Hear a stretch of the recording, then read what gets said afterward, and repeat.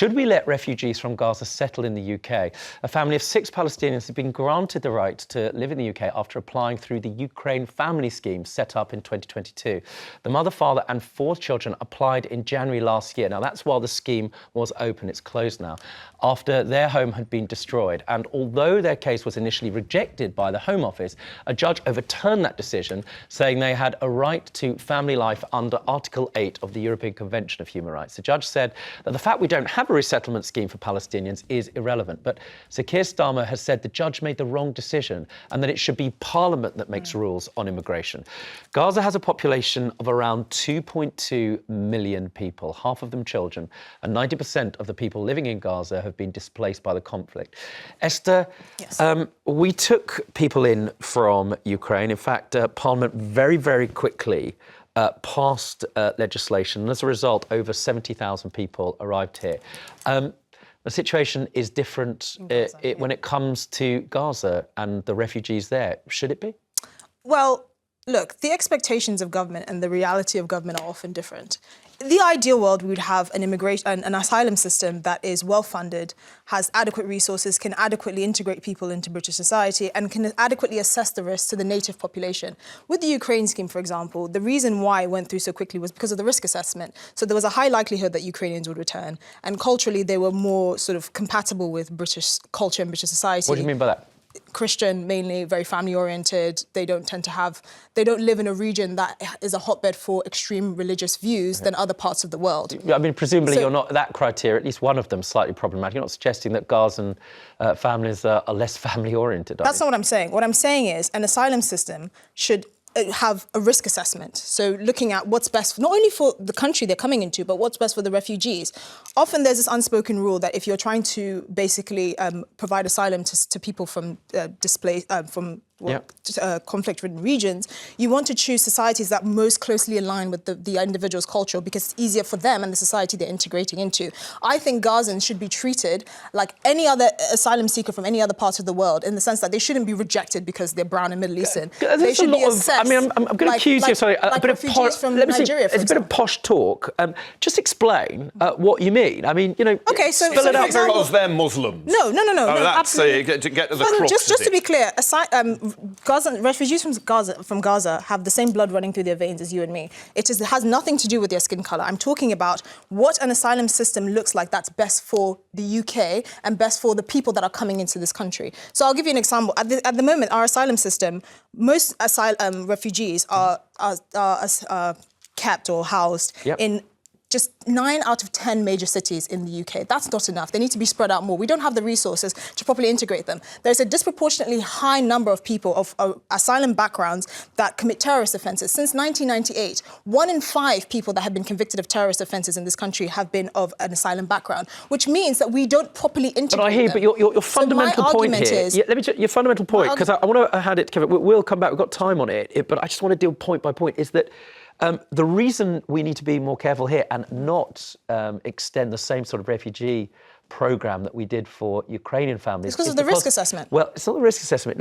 Risk assessment, schmisk assessment. The answer is that the values, you say, of people in Gaza are less likely to be sympathetic with the values of the British people. That's part of the risk assessment, And let's deal with that point by point. Well, I live in a part of East London in Tower Hamlets, which are the largest single group of Bengalis, Muslims, and they're far more family-orientated than many people who can trace their line back all the way to William the Conqueror. Of course. Or, if you like, Alfred burning his cakes. Now, there was huge public acceptance of the Ukrainian scheme. In the end, it was more than 200,000 people came. Visas are going to come up again. Some will want to stay, someone will want to go.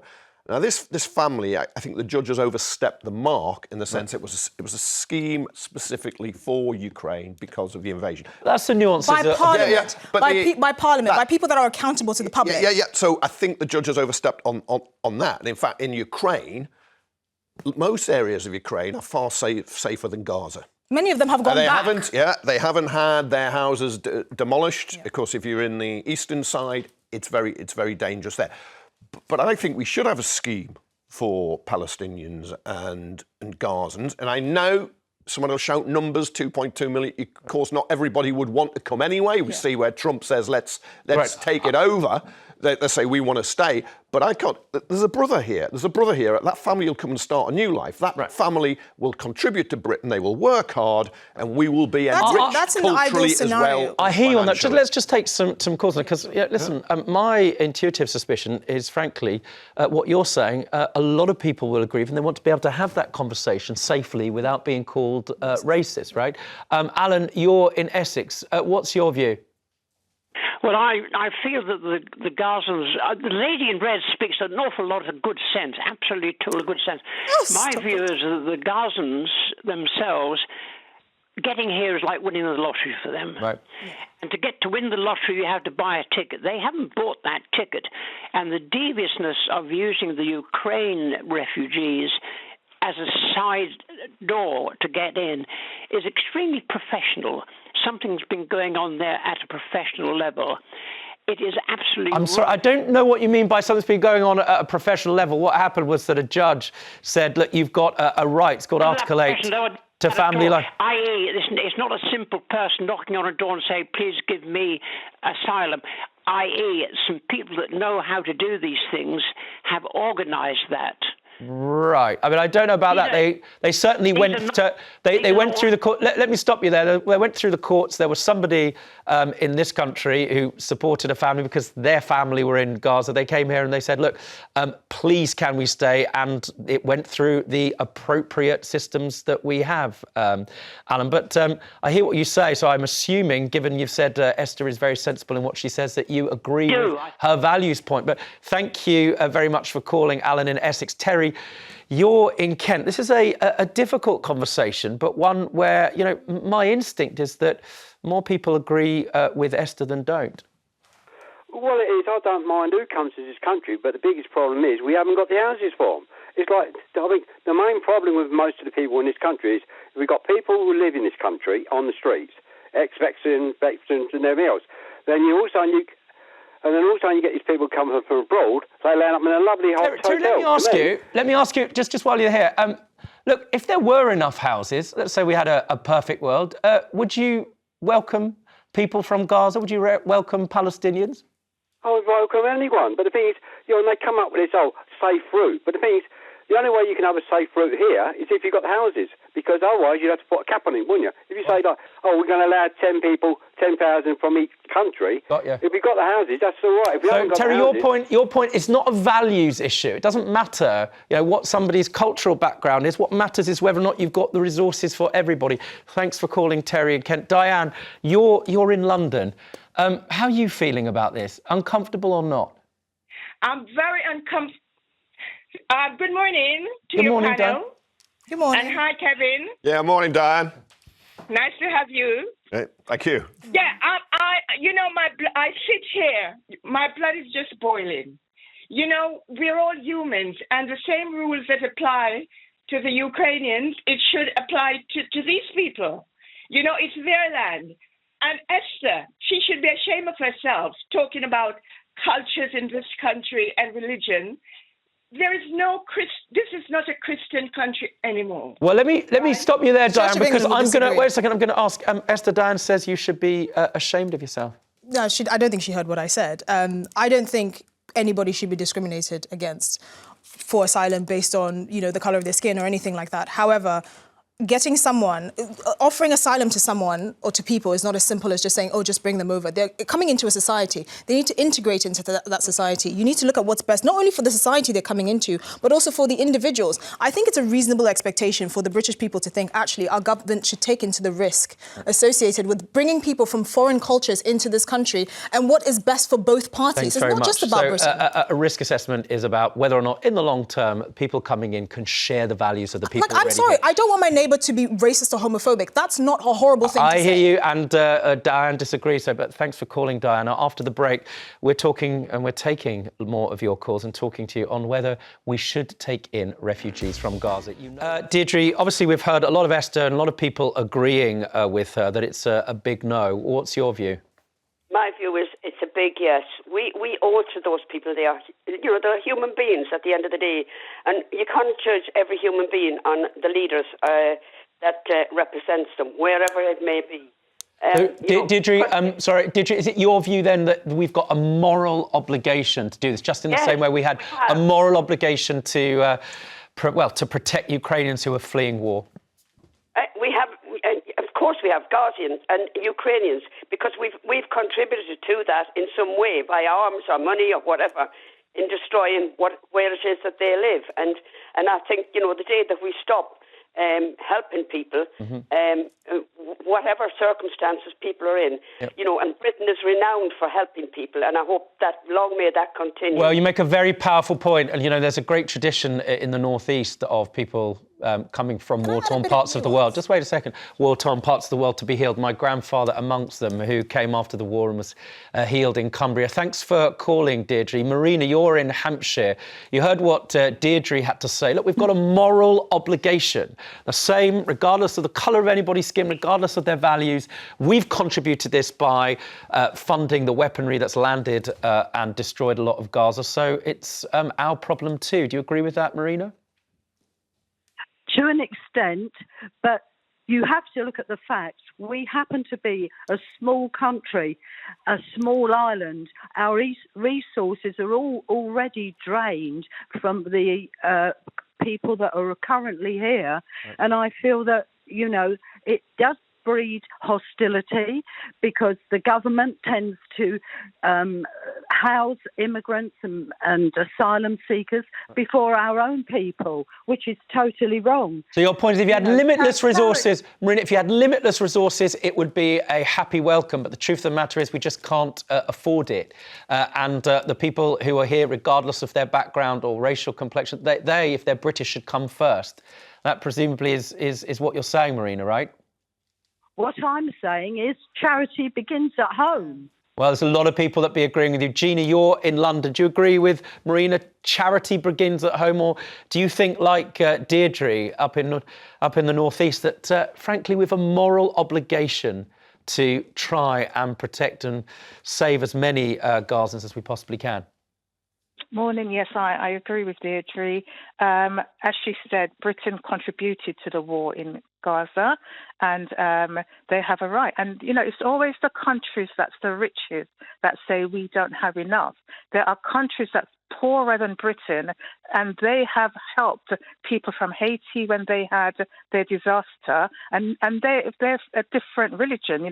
The Caribbean is Christian, and the people that came in were mainly Muslims, and they helped them, and they were much poorer, and no one complained. Well, Gina, most of the Palestinian refugees are fleeing to Jordan, who have the greatest number, and certainly poorer than we are, and a number of them are trying, of course, to get into Egypt as well. But we certainly take your point. Steve, you're in Manchester. There are those that say we have a moral obligation to do what we can for Gazans in the same way as we treated Ukrainians, and those that say, look, it's not about race. Frankly, it's about the fact we can't afford it. Where do you sit? Well, no, we shouldn't let them come in. I mean, the thing is, Denmark done it, and 62% of them committed crimes. Denmark brought people in from Gaza. Is that what you're saying? Yeah, they let some in to Denmark, and 62%. And the judge who made the ruling, right? He apparently his father was a Guardian reporter from in Denmark. Well, those are ropey credentials to be sure, but I'm not necessarily sure on the basis of your facts. I think what you're saying is that in various parts of Scandinavia, they have had, to say the least, problems with increased levels of violence from communities that have come into the country, and that has sparked a significant backlash. And I hear what you say. I'm not sure it's directly related to refugees from Gaza coming in, but nevertheless, I think the point about values that you're making is one that Esther was talking about. Esther, you've heard what's being said. I'm just going to put what Deirdre had to say. And there are other people out there too that says, look, we funded the weapons. We have a moral obligation to do whatever we did for Ukraine. For Gaza, what's good for that part of the world is good for Gaza as well. We have a moral obligation to consider all refugees from all. And what I mean by you can't stop someone applying for refugee status just based on the colour of the... We have an obligation to consider, but there are many other factors to consider. One, the reason why we accepted Ukrainians so readily is because many of them were planning on and did go back. If we accept Gazans, we have to assume that we're accepting them on a permanent basis because we don't even know what Gaza is going to become after this war is wrapped up. Now, I hear what you're saying. And also, not all Gazans are made equal. Christian Gazans, for example, are likely more persecuted than the average Gazan who's already living a terrible life under Hamas regime. I have to say, so knowing a little bit about the the dynamics of that world, we'll have time to talk why what you're saying is not exactly accurate, but I'm going to go to Stuart in Essex. What's your view? Hello there. Hello. Hi, Stuart. Hi. You're on. What's your view? Sorry. That's all right. Don't worry.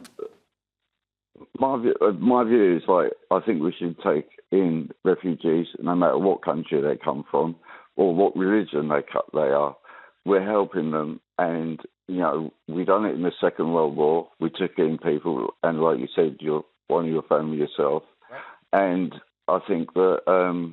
The lady in red has totally got whatever she's saying is totally wrong. Well, I'm going to go to Kevin on that one. Look, people here saying with a moral obligation. A lot of what Esther is saying, I might people at home might vehemently disagree with, but there's clearly sense in it. Do you hear what Esther said? I'm more on the side of Stuart, Gina, Deirdre and Diane than I am Alan, Terry, Marina and Steve.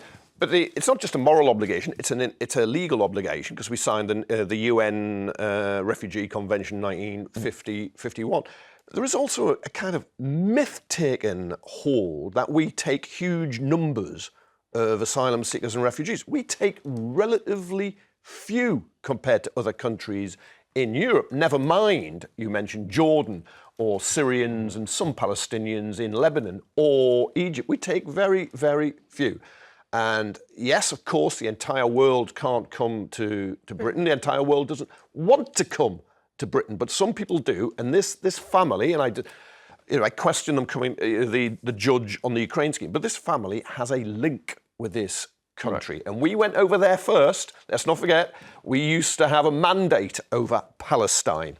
Well, the thing is, I like the fact that you brought up the point that we take in refugees, not as many as other countries. But the question we should be asking is, do we do right by the refugees that we take in? It's not enough to just take in people into Britain. We have to do right by them, make sure they're properly integrated, make sure they have access to the same opportunities and resources that British people do. And at the moment, we do not. But many are. You go back in history, whether it's French Huguenots or Jewish people who were coming in from Eastern Europe, never mind the Second World War people, who met hostility when they came. There was a lot of anti-Semitism. Or you look at people who've come from India or Pakistan. Well, I'm going to stop you. I'm going to stop you there. There's lots of people calling in on this one. More of your calls on whether we should let refugees from Gaza live in Britain. And I'm going to go first to you, Caroline, in London. You heard before the break a lot of heated views around this. Should we help or not? Yes, we should. I think the problem is that the way how we describe the Palestinians and Gazans, there's always the undertone as less than, Either with, the Ukraine, you had MPs, inviting them into their homes and, I hear you, Caroline. Caroline, what I'm going to take from what you're saying is that there's a bit of racism here.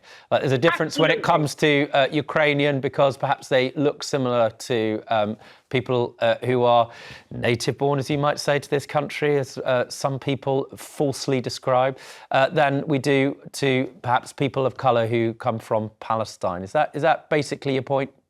That is my point, because it's the same thing they done with people from Afghanistan who citizens worked beside the British and the Americans, and again, the treatment wasn't forthcoming. Well, I hear you. I have to say it's finely split between people saying we should absolutely help and people out there saying, frankly, we don't have the resources. Thanks for Caroline and everybody who called in. But let's remind you...